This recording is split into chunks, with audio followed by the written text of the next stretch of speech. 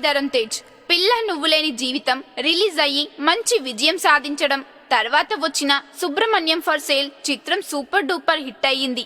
దీంతో మనోడు minimum guarantee హీరోగా పేరు తెచ్చుకున్నాడు.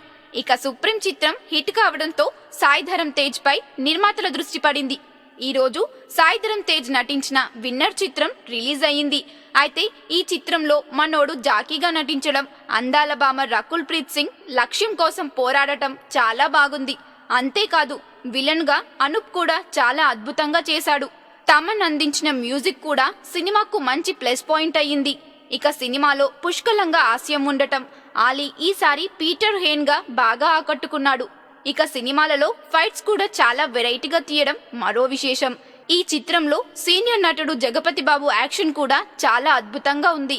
సింగం పాత్రతో పృథ్వీ కూడా తెగ నవ్వించాడు. హార్స్ రైడింగ్ తో సాయిధరమ్ తేజ్ బాగా ఆకట్టుకున్నాడు. ఒకప్పుడు మెగాస్టార్ చిరంజీవి చేసిన హార్స్ రైడింగ్ గుర్తుకు వస్తుంది. అంతేకాదు ఈ సినిమాలో కూడా తన మామయ్య చిరంజీవి, పవన్ కళ్యాణ్లను అనుకరిస్తూ కొన్ని డైలాగ్స్ బాగా ఆకట్టుకున్నాయి. స్టోరీ పరంగా చూస్తే పాత సినిమాలు గుర్తుకు వస్తున్నా టేకింగ్ కొత్తగా అనిపించింది.